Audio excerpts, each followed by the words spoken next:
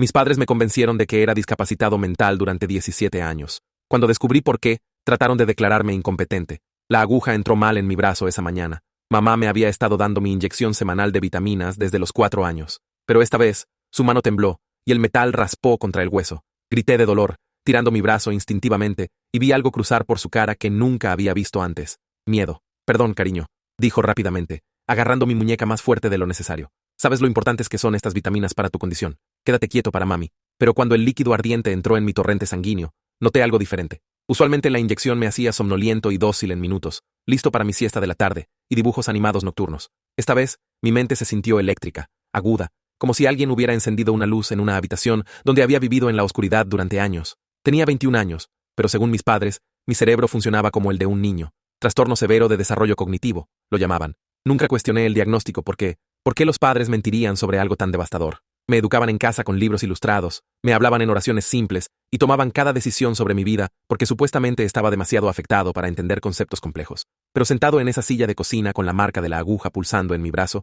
me encontré realmente mirando a mi madre por primera vez. Su cabello perfectamente peinado, joyas caras, ropa de diseñador. Vivíamos en una casa de 1 millón de euros, conducíamos autos de lujo, tomábamos vacaciones elaboradas. Para una familia supuestamente dedicada a cuidar a su hijo discapacitado, parecíamos notablemente ricos. Mamá, me escuché decir, las palabras saliendo más claras de lo que habían estado en años. ¿Dónde trabaja papá? Se congeló con la jeringa vacía aún en su mano. Ya sabes, papi trabaja en la oficina, cariño. No te preocupes por cosas de adultos. Pero me estaba preocupando. Por primera vez en mi vida, las preguntas se estaban formando en mi mente más rápido de lo que podía procesarlas. ¿Por qué nunca había visto la oficina de papá? ¿Por qué nunca teníamos visitantes? ¿Por qué era el único niño educado en casa que había conocido que nunca iba a ningún lado o hacía algo? Esa tarde, mientras mamá estaba en su club de lectura y papá supuestamente en el trabajo, hice algo que nunca había hecho antes. Exploré nuestra casa. Realmente la exploré más allá de mi dormitorio y las áreas de estar donde me permitían pasar mi tiempo cuidadosamente supervisado. La primera puerta que probé fue el estudio de papá, una habitación que me habían dicho que estaba prohibida porque contenía papeles importantes que confundirían mi mente simple. Pero cuando giré la manija, mi corazón casi se detuvo. Las paredes estaban cubiertas con diplomas médicos y certificaciones, no para psiquiatría o trastornos del desarrollo como esperaba, sino para nefrología, medicina renal.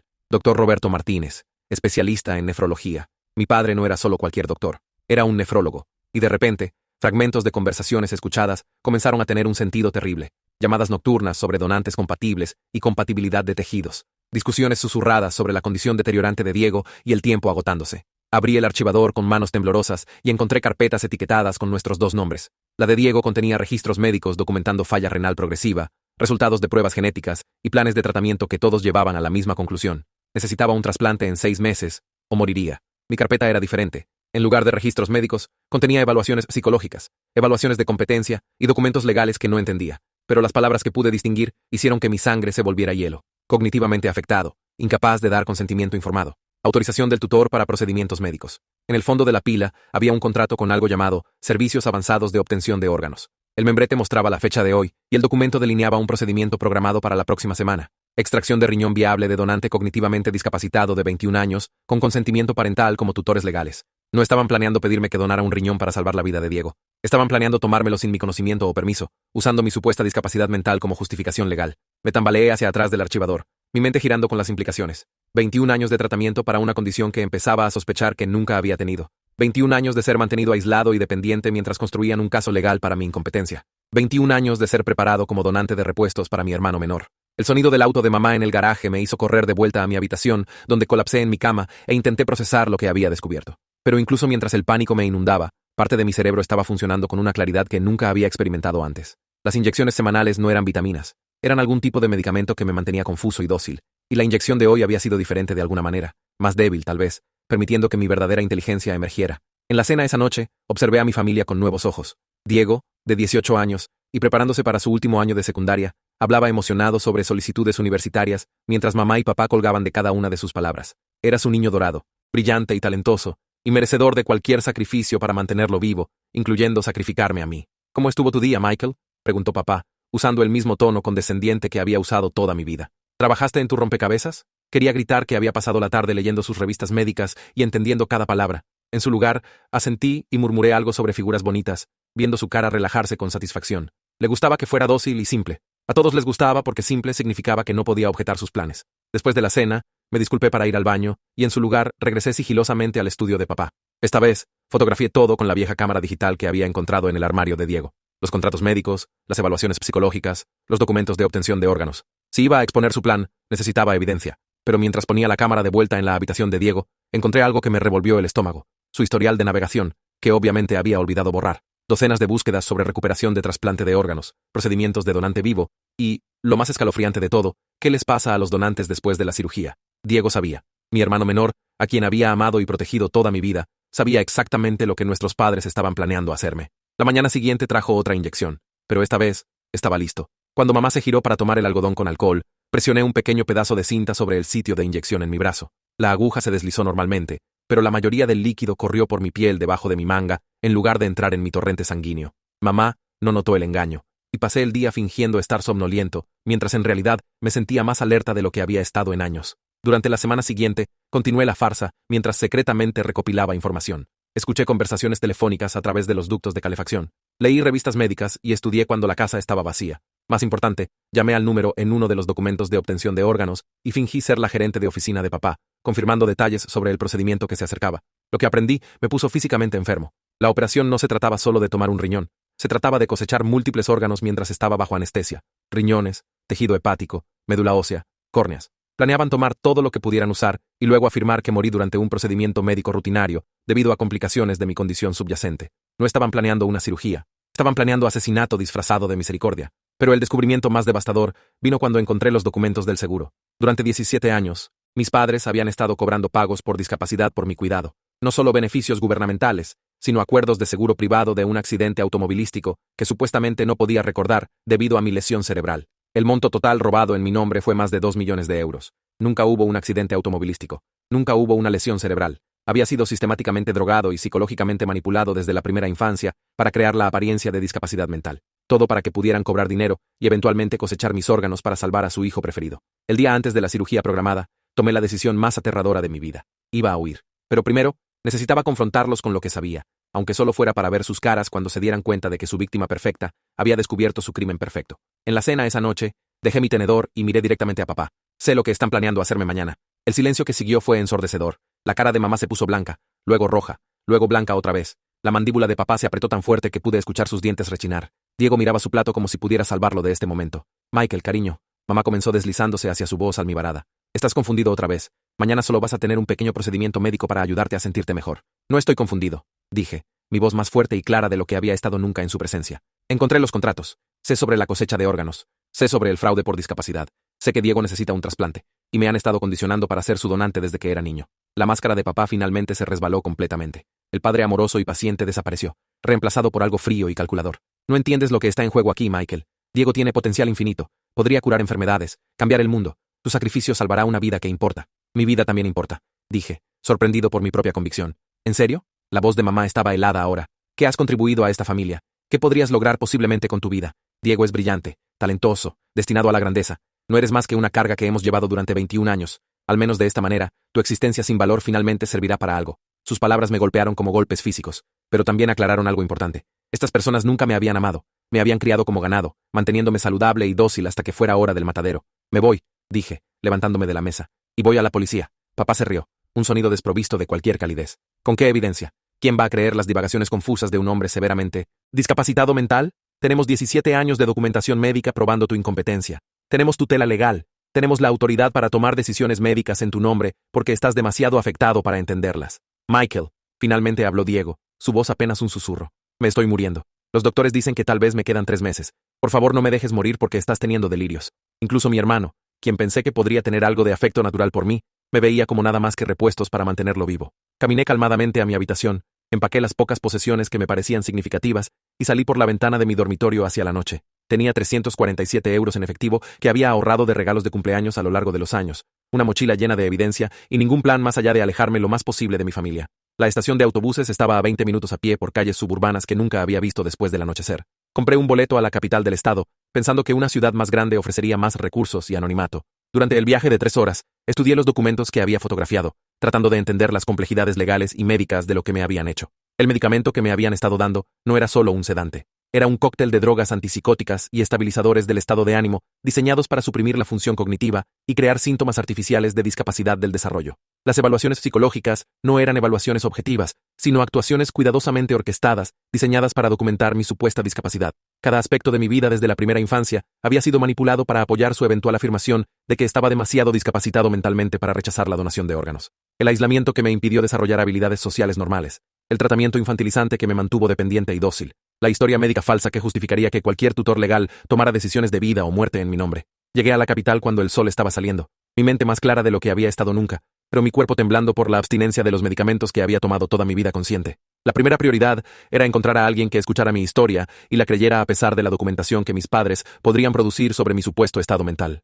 La biblioteca pública abrió a las 9 de la mañana y pasé la mañana investigando organizaciones de asistencia legal, defensores de derechos de discapacitados y abogados de negligencia médica. La mayoría parecía enfocada en proteger a personas que realmente estaban discapacitadas, en lugar de alguien que afirmaba haber sido falsamente discapacitado por padres abusivos. Finalmente, encontré una lista para la Oficina Estatal de Protección de Adultos Vulnerables. Su sitio web describía la investigación de casos de abuso, negligencia y explotación de adultos con discapacidades. Si alguien entendería las implicaciones de mi situación, serían ellos. La trabajadora social que tomó mi llamada inicial fue profesional, pero escéptica. Había escuchado muchas historias de personas afirmando que sus familias estaban conspirando contra ellas, y la mayoría resultaron ser delirios paranoides o malentendidos. Pero cuando comencé a describir los documentos médicos y contratos de obtención de órganos, su tono cambió. Señor, ¿puede venir a nuestra oficina esta tarde? Me gustaría que uno de nuestros especialistas investigativos hable con usted en persona. La oficina de la agencia estaba en un edificio gubernamental gris, en el centro lleno del tipo de muebles industriales e iluminación fluorescente que gritaba burocracia. El especialista investigativo resultó ser una mujer llamada Detective Sarah Morrison, que tenía 15 años de experiencia con casos complejos de abuso involucrando adultos vulnerables.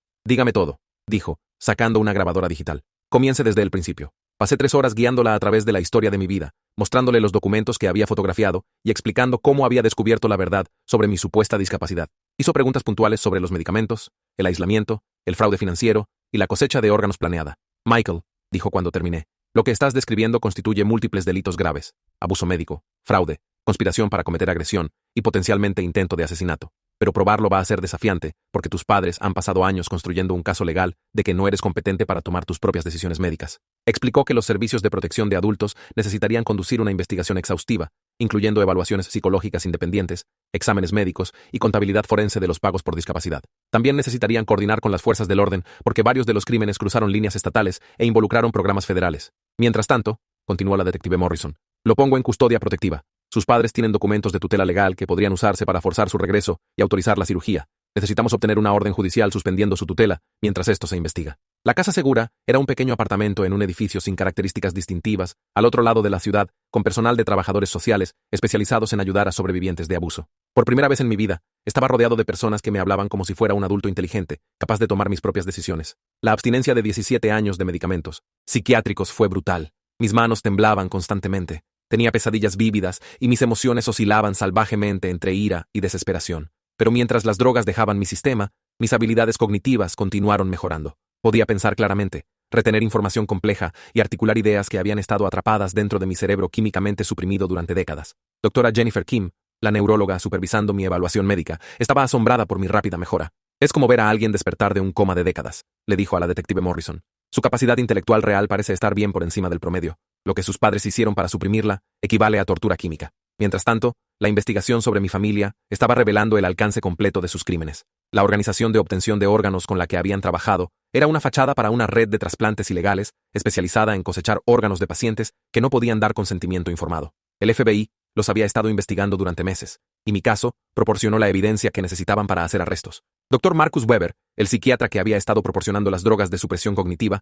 fue encontrado teniendo docenas de otros pacientes en situaciones similares. Adultos discapacitados cuyas familias los mantenían artificialmente afectados para mantener control sobre sus finanzas, decisiones médicas o planificación patrimonial. La red de profesionales médicos corruptos involucrados en estos esquemas se extendía por múltiples estados. Pero tal vez la revelación más devastadora vino cuando los investigadores entrevistaron a Diego por separado de nuestros padres. A los 18, era lo suficientemente mayor para entender las implicaciones completas de lo que habían planeado, y su evaluación psicológica reveló el alcance del daño que su manipulación había causado. Genuinamente creía que su hermano estaba severamente discapacitado mentalmente, y no entendería lo que estaba pasando. Los padres lo convencieron de que usar los órganos de Michael era un acto de misericordia en lugar de asesinato, reportó el psicólogo. Está experimentando trauma severo ahora que entiende la verdad. Diego había sido tanto víctima de la manipulación de nuestros padres como yo, solo de manera diferente. Lo habían criado para verme como un miembro de la familia querido, pero no funcional cuya vida tenía menos valor que la suya. Cuando había buscado información sobre donación de órganos, no había estado investigando asesinato. Había estado tratando de entender un procedimiento que creía era médicamente necesario y éticamente justificado. Los procedimientos legales se movieron rápidamente una vez que la evidencia fue compilada. Mis padres fueron arrestados y acusados de conspiración para cometer asesinato, fraude médico, abuso infantil y docenas de otros delitos graves. La red de cosecha de órganos con la que habían trabajado fue desmantelada con arrestos hechos en 6 estados. La audiencia de competencia para restaurar mis derechos legales fue programada para 2 semanas después. Necesitaría demostrar a un juez que era mentalmente capaz de tomar mis propias decisiones médicas y legales, a pesar de 17 años de documentación, afirmando lo contrario. La sala del tribunal estaba llena de reporteros cuando comenzó la audiencia. Mi caso había atraído atención nacional como ejemplo de cómo las leyes de tutela podían ser abusadas y cómo los sistemas médicos podían fallar a pacientes vulnerables. Defensores de derechos de discapacitados llenaron la galería junto con otras familias que sospechaban abuso similar. El abogado de mis padres argumentó que estaba teniendo un periodo temporal de claridad debido a cambios de medicación, pero que mis discapacidades cognitivas subyacentes permanecían severas. Presentó sus 17 años de documentación médica y afirmó que mis habilidades recién encontradas eran en realidad síntomas de un colapso psiquiátrico. Pero el testimonio de la doctora Kim demolió su caso. Presentó escaneos cerebrales mostrando actividad neural normal, resultados de pruebas de coeficiente intelectual en el rango superior y evaluaciones cognitivas detalladas, probando que nunca había estado intelectualmente discapacitado. Los medicamentos que le habían dado eran lo suficientemente poderosos para suprimir la función cognitiva en cualquiera, explicó. No solo alguien que ya estaba afectado. Lo que estamos viendo, le dijo al juez, no es recuperación de una discapacidad del desarrollo, sino recuperación de abuso médico sistemático. Este joven ha sido químicamente lobotomizado la mayor parte de su vida. El testimonio del contador forense fue igualmente condenatorio. Había rastreado más de 2 millones de euros en pagos fraudulentos por discapacidad, acuerdos de seguros y reembolsos médicos que mis padres habían cobrado en mi nombre. El dinero había financiado su estilo de vida lujoso, mientras yo era mantenido en pobreza artificial y dependencia. Pero el testimonio más poderoso vino de mí. De pie ante el juez, hablando clara y articuladamente sobre mis experiencias, describí cómo se siente descubrir que toda tu vida había sido construida sobre mentiras diseñadas para justificar tu eventual asesinato. Su señoría, dije, mi voz firme a pesar de mi corazón acelerado. Pasé 21 años creyendo que mis padres me amaban, pero que estaba demasiado dañado para merecer una vida normal. Confié en ellos completamente cuando me dijeron que era discapacitado mental. ¿Por qué los padres mentirían sobre algo tan devastador? Pero no solo me mintieron, me torturaron químicamente. Me aislaron de cualquiera que pudiera reconocer mis habilidades reales y construyeron un marco legal que les permitiría cosechar mis órganos sin mi consentimiento. La decisión del juez fue rápida e inequívoca. La tutela de mis padres fue terminada permanentemente y fui declarado legalmente competente para tomar mis propias decisiones médicas y financieras. El tribunal también ordenó la restitución de todos los fondos obtenidos fraudulentamente y estableció un fideicomiso para ayudarme a reconstruir mi vida. Mis padres fueron sentenciados de 25 años a cadena perpetua. Dr. Weber y sus asociados recibieron sentencias similares por sus roles en la red de tráfico de órganos. Se aprobaron nuevas leyes federales para prevenir abusos similares, incluyendo defensoría independiente obligatoria para cualquiera enfrentando procedimientos de tutela. Diego se sometió a diálisis de emergencia mientras era puesto en la lista de espera de trasplante legítima. Pasarían meses antes de que un órgano donante compatible se volviera disponible a través de canales legales, pero sobreviviría. Más importante, cualquier órgano que eventualmente recibiera vendría de alguien que había elegido libremente salvar su vida. Reconstruir mi relación con mi hermano fue la parte más difícil de la recuperación. Estaba genuinamente arrepentido sobre su papel en el plan de nuestros padres, pero el daño a nuestra relación era profundo. ¿Cómo perdonas a alguien que estaba dispuesto a dejarte morir, incluso si habían sido manipulados a creer que estaba justificado? Comenzamos con visitas supervisadas facilitadas por terapeutas especializados en trauma familiar. Diego estaba lidiando con su propio daño psicológico de años de que le enseñaran que su vida valía más que la mía. La culpa y el horror de descubrir lo que nuestros padres habían planeado lo estaba consumiendo vivo. Debería haberlo cuestionado, dijo durante una de nuestras sesiones. Debería haber notado que parecías más inteligente de lo que afirmaban. Debería haberme preguntado por qué nunca llegaste a tomar tus propias decisiones o tener tus propios amigos, pero lo hacían parecer tan normal, tan necesario para tu protección. El perdón vino lentamente en incrementos. Diego no había sido el arquitecto del abuso, solo otra víctima atrapada en la red de manipulación de nuestros padres. Había sido criado desde la niñez para aceptar una versión retorcida de la realidad, donde mi vida tenía menos valor que la suya, donde mi sufrimiento estaba justificado por su potencial. Comencé la universidad a los 22, especializándome en psicología con enfoque en recuperación de abuso y ética médica. Mis profesores estaban asombrados por mi rápido progreso académico y comprensión intuitiva de la manipulación psicológica.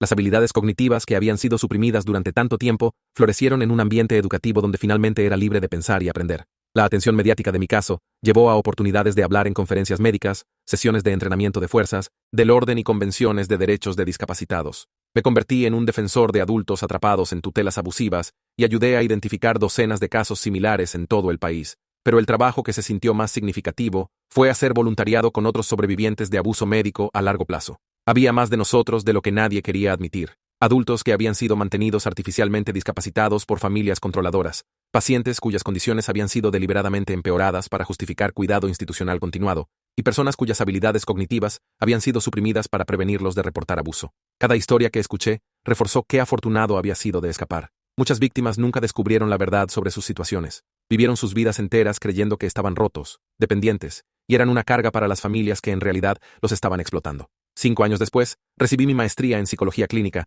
y comencé a trabajar como consultor para servicios de protección de adultos. Mis experiencias me dieron perspicacias únicas sobre cómo los abusadores explotan sistemas médicos y marcos legales para mantener control sobre sus víctimas. El trabajo es emocionalmente difícil, pero profundamente gratificante. Cada caso que ayudo a resolver previene que otra persona experimente lo que pasé. Cada tutor corrupto o profesional médico que ayudo a exponer es alguien que no puede victimizar a adultos vulnerables en el futuro. Mantengo una foto en mi escritorio de mi graduación universitaria. El primer hito importante de la vida que celebré como mi yo auténtico. En la imagen, llevo mi birrete y toga sosteniendo mi diploma rodeado de profesores que vieron mi potencial en lugar de mis supuestas limitaciones. Me recuerda que los años robados pueden ser reclamados y que el espíritu humano puede sobrevivir incluso los intentos más sistemáticos de destruirlo. Diego eventualmente recibió un trasplante de riñón de un donante cuya familia eligió convertir su tragedia en esperanza para otros. Se recuperó completamente y fue a la escuela de medicina, especializándose en ética de trasplantes y defensoría de pacientes. Nuestra relación sanó con el tiempo, construida sobre reconocimiento honesto de lo que nos había sido hecho a ambos. Me envió una carta en el 5º aniversario de la condena de nuestros padres.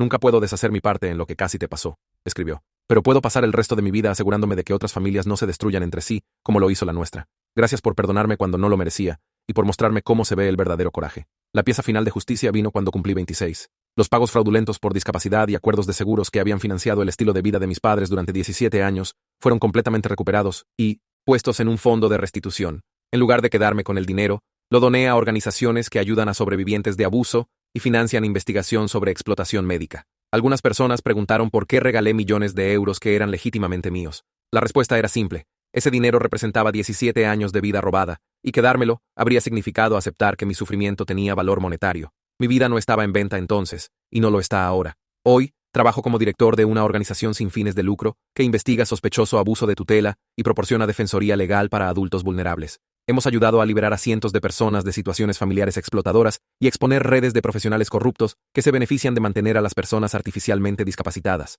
Las habilidades cognitivas que fueron suprimidas durante tanto tiempo se han convertido en mis herramientas más grandes en este trabajo. Puedo detectar los signos de manipulación médica, reconocer los trucos legales que los abusadores usan para mantener control, y conectarme con sobrevivientes de maneras que los defensores tradicionales a veces no pueden. Cada mañana cuando despierto en mi propio apartamento, tomo mis propias decisiones sobre cómo pasar mi día y uso mi mente libremente sin supresión química. Me recuerda que la libertad no es algo que se debe dar por sentado. Es algo que proteger para mí mismo y para cada otra persona que merece el derecho de vivir como su yo auténtico. La pesadilla que mis padres crearon duró 17 años, pero ha terminado hace 5 años. Y en esos 5 años de vida real, he logrado más de lo que jamás creyeron posible.